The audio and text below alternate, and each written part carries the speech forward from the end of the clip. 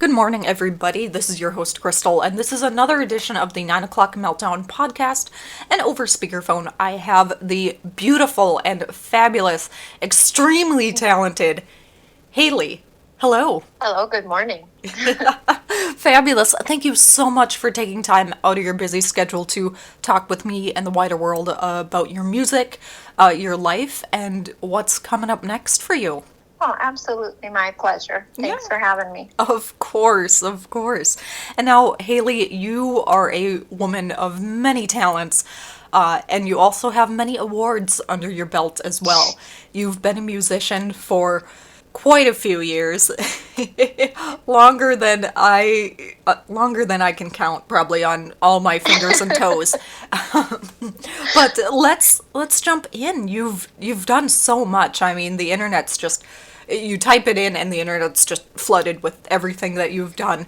You've done Tiny Desk Concert, you've played Bayfront here in Duluth, you're a constant down in Minneapolis. How did the whole music thing get started for you? Well, I started writing songs when I was really little. And I mean like 4 and 5. And it just was such an integral part of who I was.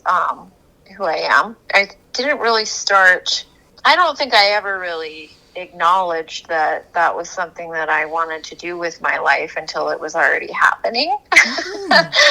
I started writing songs and on piano and guitar, like I said, pretty young, but then performing when I was about 14, 15 years old, where I grew up in Rapid City, South Dakota.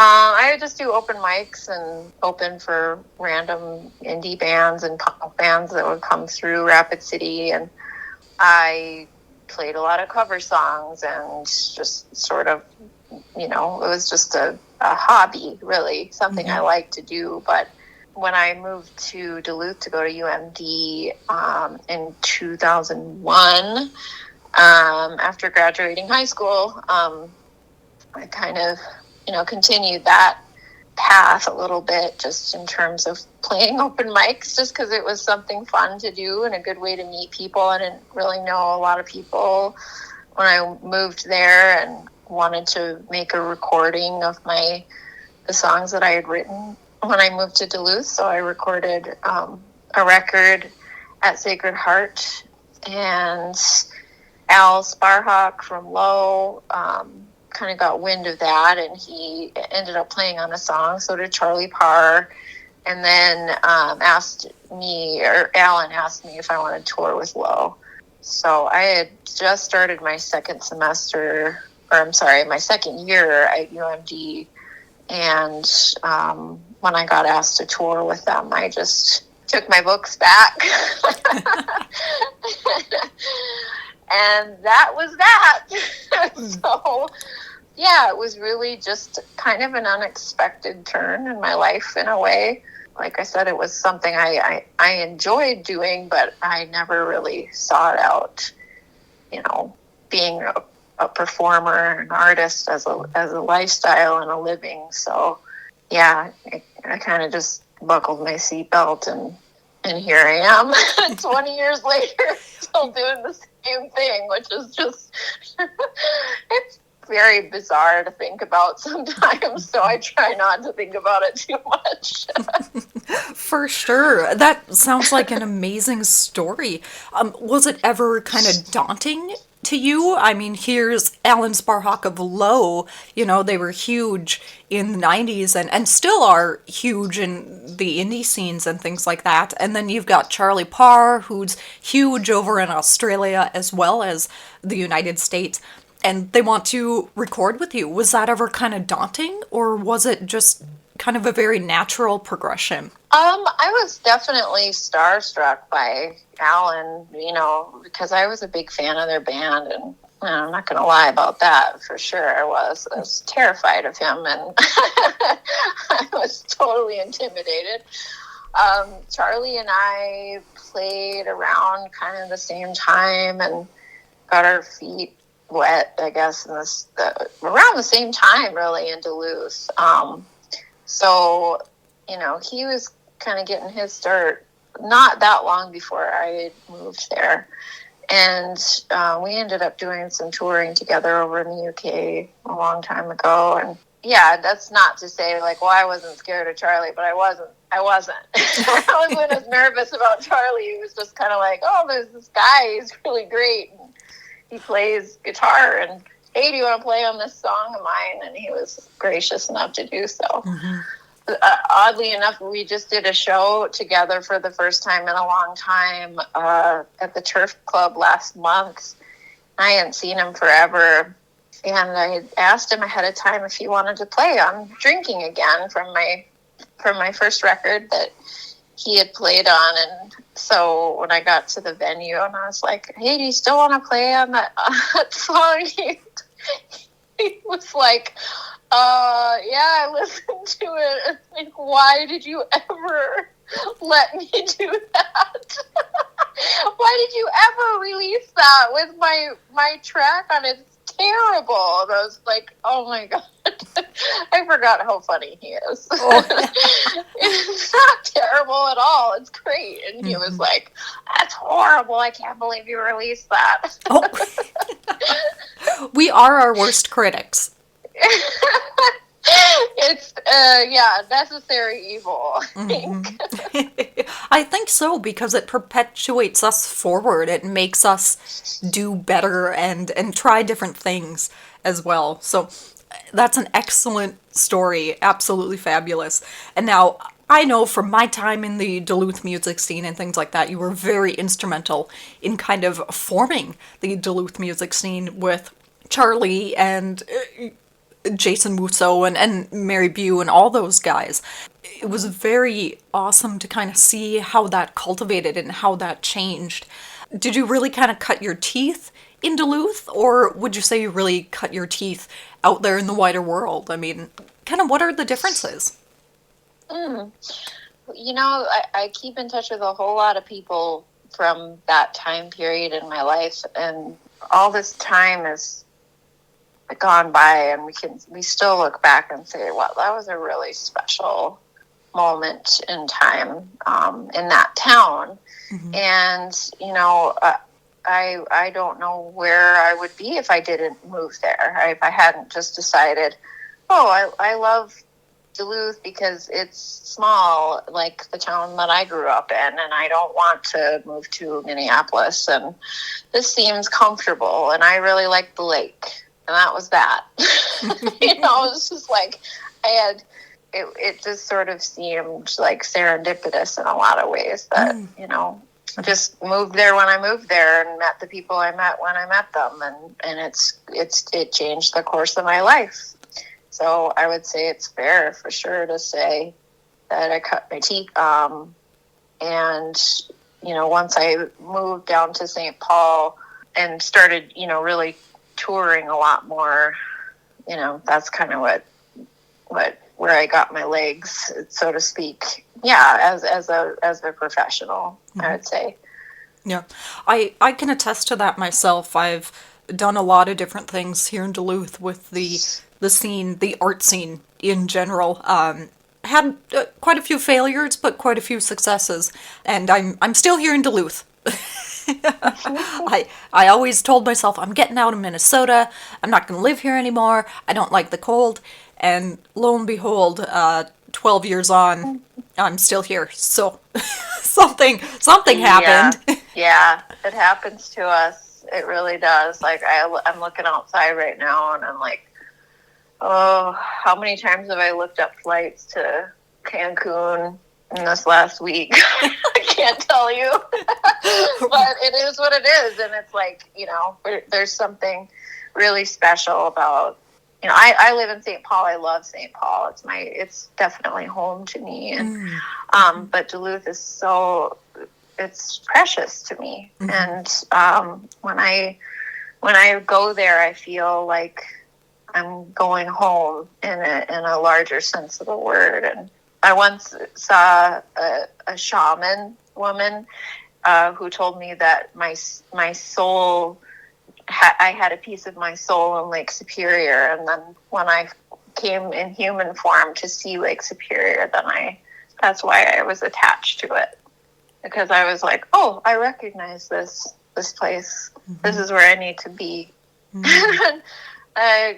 Whatever, if you believe in that stuff or not, but it definitely kind of made sense, because I've always been like, why that place? Why, everybody, when I was in high school, was like, where are you going? Duluth? Where is that? And I was like, never mind, it's awesome. For sure. That's absolutely beautiful, Haley. And I totally believe in that stuff. There's an amount that of that spiritual realm that I think we all need in our lives, not to discredit Western medicine or anything like that. I mean, leaps and bounds in Western medicine have perpetuated us to where we are today. But yes, I think there is something to be said about being spiritual as well. So that's absolutely beautiful. Has any of that kind of spiritual realm made its way into your music, or are you kind of planning that a little bit? What is your main drive for your lyrics? I would say that as much as I, cling to my agnosticism, that I can't help but be a spiritual being, because I believe in the muse, and that's what propels me forward as an artist. And that is, an artist.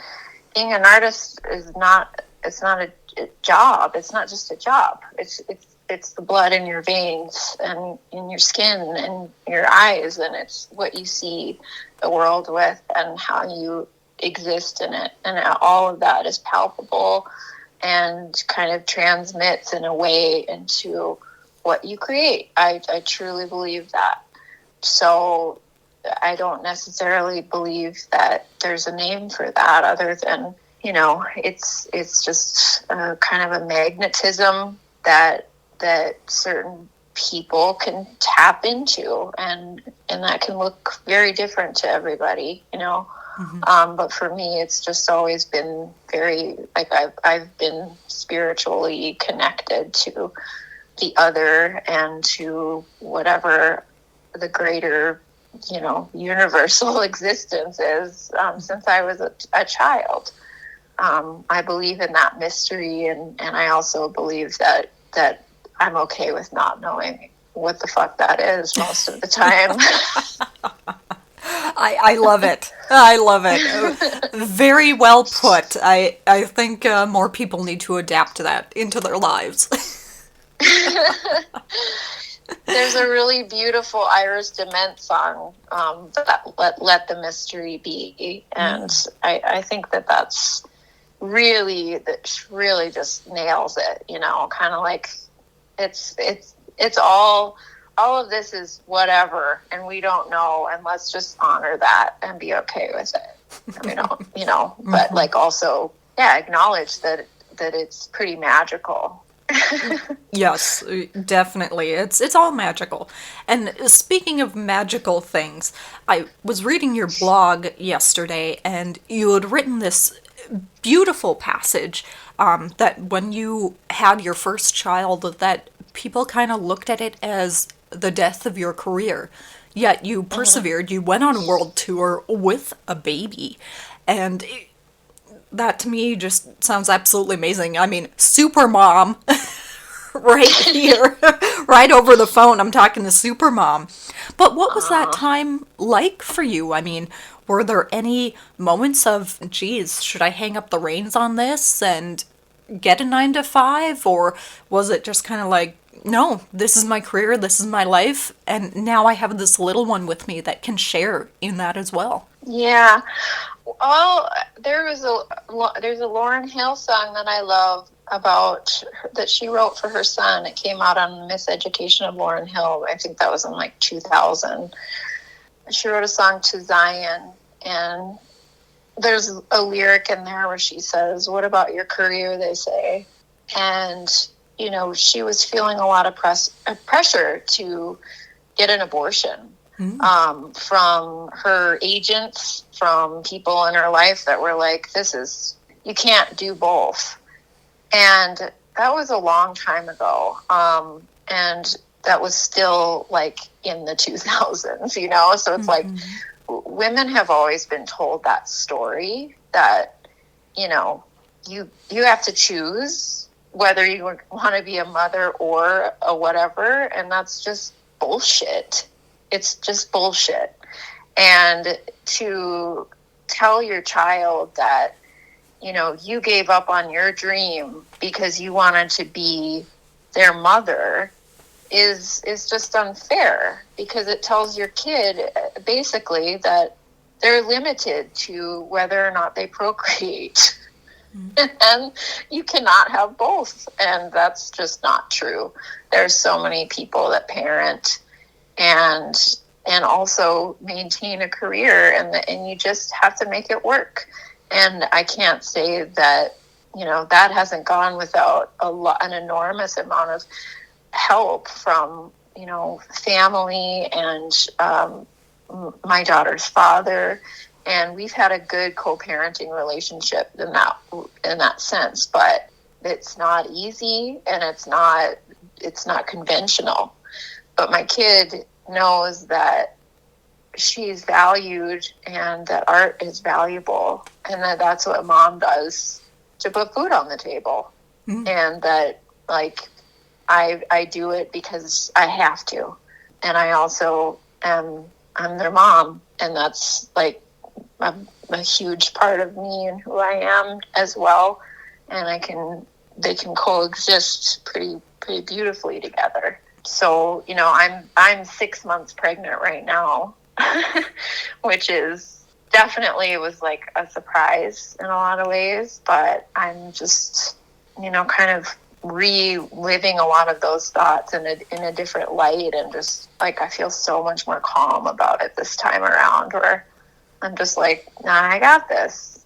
I know it's not always the easiest thing, because it's not always consistent income wise, but I always make it work. And I don't live an extravagant lifestyle, and it's not my goal to be a superstar by any stretch. So, but I'm really just delighted that this little soul chose me at this time, and I can't wait to do it again, you know? Yes. So really lucky. That's beautiful, Haley, and congratulations to you again. Thank you. Yes, I think you're very right. I mean, definitely growing up, there was, not necessarily from my folks by any means. You know, my mother had a career, my father had a career, and they had me and my brother. But I think society-wise, there was definitely this undertone of, oh, well, choose motherhood or choose a career. And Yeah. that's not the case at all. No. I think for anyone, you need to have a network of either family or friends or both to help you out when you need it. You know, I remember spending summers at my aunt's house when both my parents were working. You know, I mean, that's just kind of the nature of the beast, if I can call it a beast. It's not a beast by any means. It's a beautiful thing. But anyway, I'm getting off topic here, but what I'm getting at is that's absolutely amazing that you were able to make it work. It's really beautiful, I think, that you've also distilled in your child this beauty of art. I don't think kids these days get enough of that. Maybe I'm wrong. I don't know. I'm 34, so I'm ancient. But that's absolutely beautiful that you're kind of able to do both and make it work. And I'm thrilled and over the moon to hear that you're going to bring another one into the world. That's absolutely fabulous. And how Thanks. yeah, I've been following you on Instagram as well, and it sounds like you've got a record in the works, or you're kind of closing up on the record as well. Yes. Yes. Actually, right after we're done, my friend and co-producer Steve Garrington is coming over, and we're going to do our final batch of mix notes to send to the person who's mixing the record today. So we're finishing it up. It should be that aspect of it will be wrapped up in the next week, and then it goes to mastering, and it is, kind of up in the air when the release date is at this point. It depends largely on what the label is able to do, and wait times for vinyl pressing and all that fun stuff. But in terms of the journey, so to speak, of this album, it has been long, and it's been for me, I'm just relieved, honestly, that it's finally just reaching the end of putting energy into it, and on this end of it. I can't wait. Yeah, can't wait for it to be done. That's wonderful and absolutely exciting. I've heard before that putting together an album, or even, a book or something like that, it's almost like creating or giving birth to a child. So, congratulations on two things. Yeah. It's definitely, there's a large, long gestational period with anything that's a major project, right? And so, I definitely understand that metaphor. And it feels like it, just from an emotional standpoint, it's you really give everything to it, and at the end, it's just kind of stand back and go, okay, now what? Here we go. Yes, yep, there you go. You created and cultivated and put it out into the world, and all right, let's see what happens next. That's a wonderful approach. Now, Haley, do you have a label that's local, or is it kind of out there in the world? Who's your label, if I may ask? I've been working with this label up until this record, called Memphis Industries. They're actually based out of London. Oh. And I still don't really understand the name, but anyway, that's what they're called. And they put out the last few records of mine. And this record, it's not, signed, sealed, delivered, but this label out of Savannah, Georgia, called Graveface, is interested in putting it out. And I've worked with them before on vinyl distribution for a couple of my albums. And my other band, Grandma's Boyfriend, they put out both of our records. So it's a little boutique label, and they've got a good cult following, and the guy that owns it is really passionate and sweet, and he's very excited about this record. So it feels good to me. So we'll see what happens with that, but that's where it is right now. Yeah, excellent. Haley, can we kind of dive in a little bit to the business side of things? Is finding a label kind of difficult? I mean, I know a lot of artists these days, do the recordings in their bedrooms and then, put it out on SoundCloud and things like that, which that is not a wrong way to do it, don't get me wrong. But to do a full-length album and a press release and things like that, you still kind of need the label side of things, at least from my understanding. Was it difficult for you to find labels? I mean, is there a lot of legwork on your end, or did they reach out to you?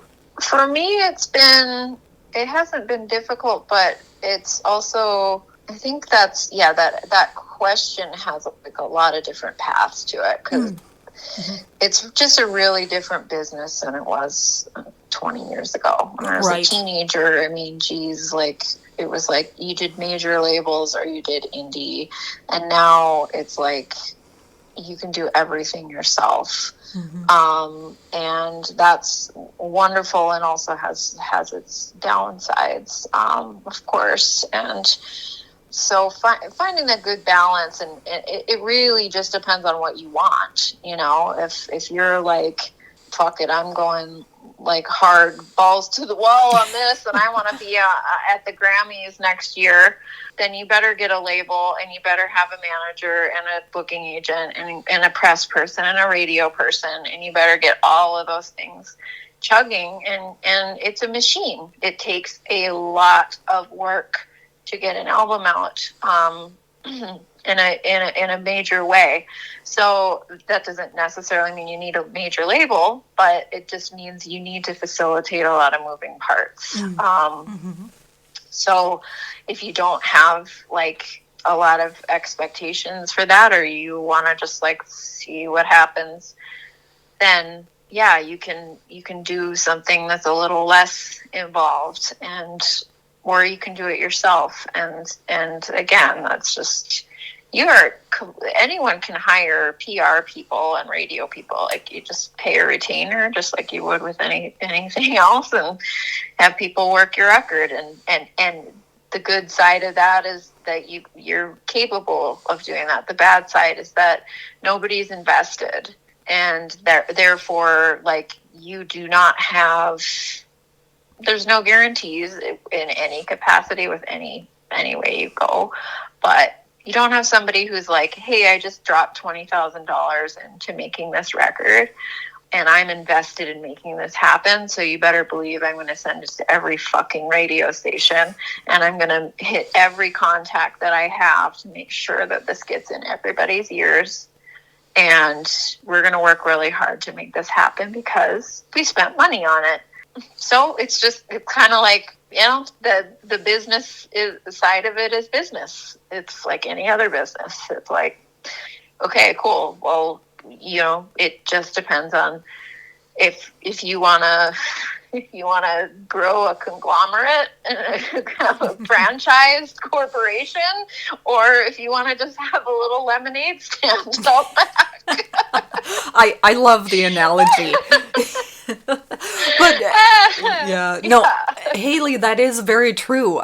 Something needs to be said for spending money to make money, not just in the arts industry, but in any industry, in any business that people run. So very well put. I love it. I love the analogy.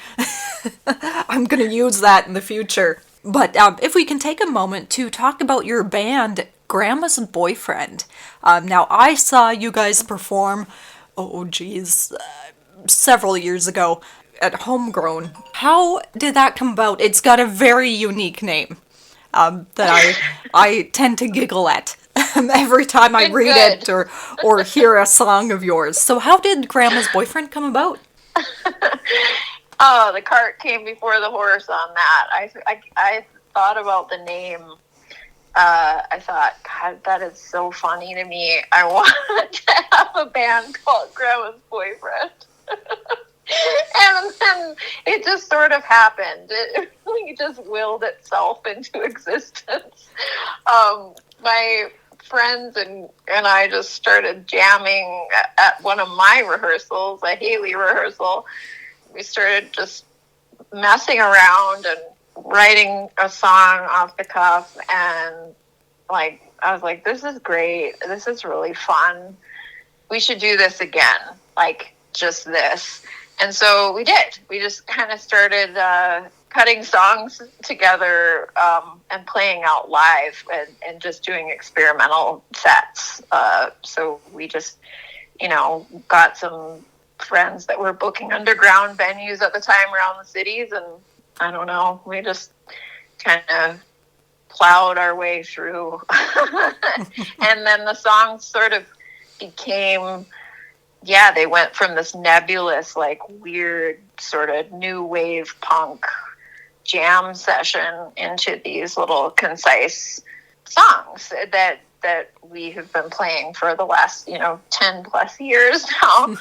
And we just have a great time, and that's what that band is all about. And it's just like, don't take yourselves too seriously. Let's have fun. Everybody in the audience has a great time, and then we don't play for another year. And that's the way that we like it. It's a no pressure kind of, just like it's very much the lemonade stand side of it in the best way possible. It's like, okay, guys, want to have a lemonade stand? And we're like, fuck yeah. And then everybody's like, woo, the lemonade stand's happening. And then, we make $20 and everybody's happy and we go home. Yeah. And we don't think about it again. Isn't that the epitome of doing art, though? Having fun with it and not taking yourself too seriously? Yes, I think for us, like all, the bandmates and I, we've all dedicated our adult lives to art and music in one form or another, and all of us, take it very seriously. It's what we do. It's how we pay for our existence in the world, and so it's very much like a much needed like vent system for, where it's like, hey, let's all get together and just laugh, basically, and I get to scream at people and really like show this other side of me and what my personality is, and so does everyone else. Mm-hmm. and it just it's very freeing.